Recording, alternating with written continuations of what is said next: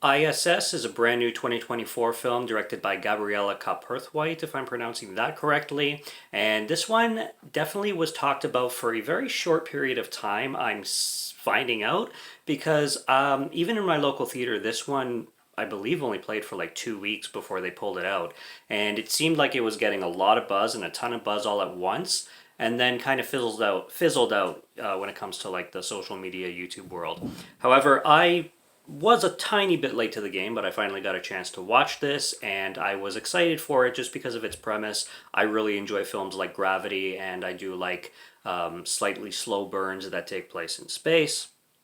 And this one, with its premise, definitely seemed very intriguing. Basically, what we have going on here is we have a group of people in the International Space Station when all hell breaks loose with warfare back on Earth, and they're seeing these little like lights blow up on Earth and kind of spread, introducing a nuclear war situation, and they are looking from above, which is absolutely a terrifying idea kind of thing. And it's a group. I think there's 6 people in total in this station. So there's 3 Russians, 3 Americans, and both sides are given orders to take over the station by any means necessary. If anybody's seen the trailers, it's a very simple premise, but a very intense one, and one that seems like it could be done in a very tense and gripping way. And I will say that I definitely had a really good time with this film. I know a lot of people were mixed on it. I heard some people call this film boring and not utilizing its premise all that well. I'd have to disagree with that because I really think they paced this film really well with the material that they're given. And you definitely get that slow build, that dread, that distrust between everybody that you would expect to have in a film like this.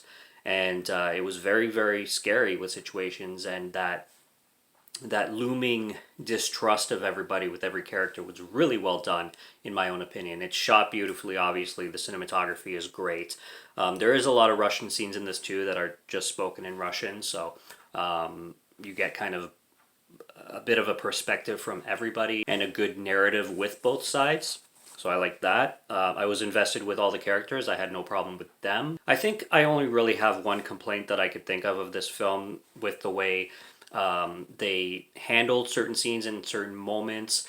I certainly felt that pretty much every character bounced back and forth for some reason when it comes to the writing of being able to understand and comprehend the opposite language and then all of a sudden not being able to, because you had moments where like the Americans, for example, certain characters would be confused when the Russians were speaking Russian because they weren't understanding anything. But then you would get to other scenes where they would start speaking seemingly fluent Russian.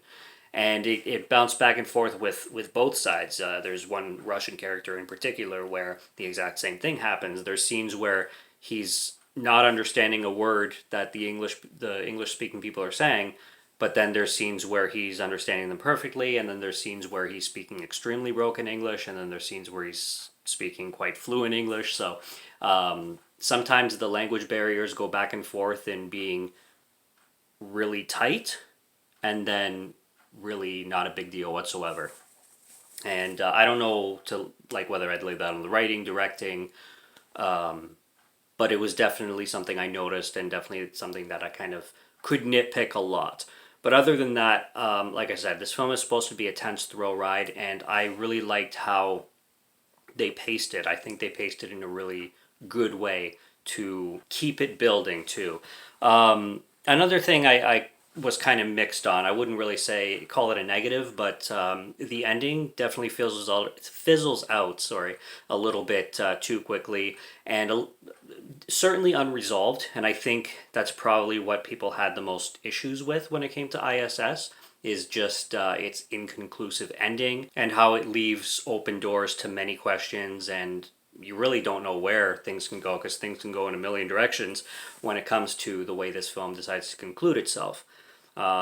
I mean, that just merits more rewatch value. I think this film you can definitely dissect and pick apart if you give it multiple watches. So those are all pluses for me. I don't mind ambiguous endings, but this film definitely has one, and know that going in because you're not going to get many answers. one of my favorite scenes, actually, that probably was the most tense, in my opinion, in the film, was one that involves three people in a room and the making of a sandwich. And there's some conversations going around between everybody, but it's a very tense moment in distrust, and it's probably the moment in the film that you have the most tension between everybody. And I thought that specific scene was really well directed and really memorable, so I had a good time with that one. And like I said, overall, I think this film like achieved what it set out to do. And aside from some little things here and there, the ending and then the language stuff, I think this film was quite well done. It's I ended up giving it a 3.5. It might increase from there with a few more watches.